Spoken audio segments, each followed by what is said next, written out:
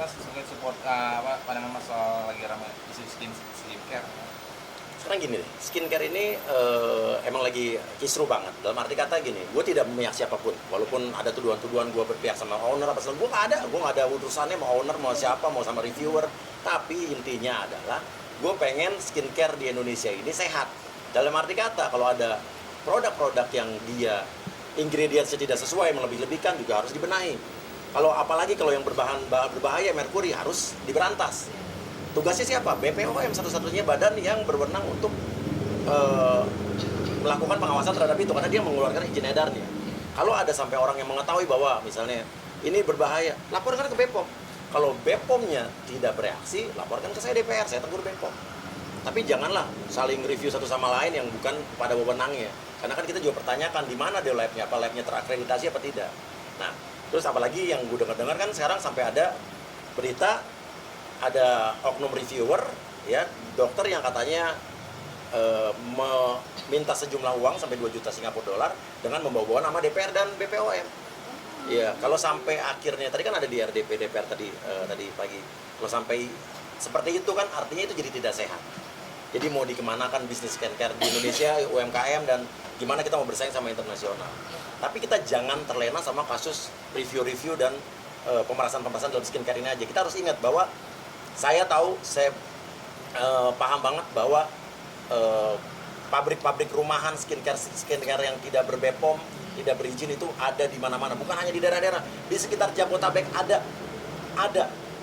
tempatnya dan mereka masih menjual skincare yang tidak ber-BPOM dan dengan di produk rumahan itu, ya, itu berbahaya pasti kan? Iya, itu dijual bebas di e-commerce. Dan saya menantang untuk kepolisian dan atau BPOM untuk menindak ya produk-produk rumahan tanpa ber-BPOM yang beredar di e-commerce. Kita lihat nih, siapa yang berani menindak duluan, apakah BPOM, apakah polisi, apa bersama-sama. Saya coba tantang dalam waktu seminggu atau 2 minggu ini, ada nggak yang berani nangkep produk-produk berbahaya dan produk-produk yang dilakukan di rumah-rumah. Jadi jangan ngomong yang besar-besar aja, yang kecil-kecil juga banyak. Itu berbahaya, itu yang sesungguhnya harus juga kita berantas.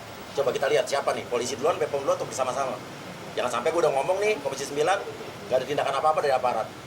Oh ya, ini saking kisruhnya mereka malah saling lapor-melapor nih. Ya udah, mereka saling lapor-melapor. Tapi kan kita percaya bahwa polisi ini pasti tegak lurus.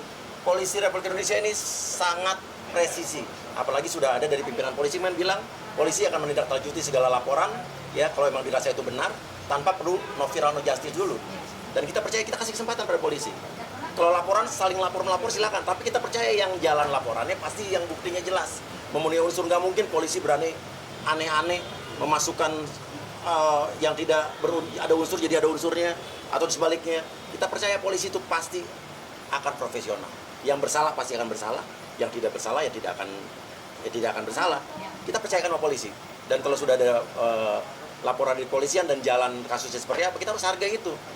Jangan juga nanti kita ada yang ternyata di polisi jalan dibilang polisi nggak profesional, ada yang nggak jalan dibilang polisi nggak profesional.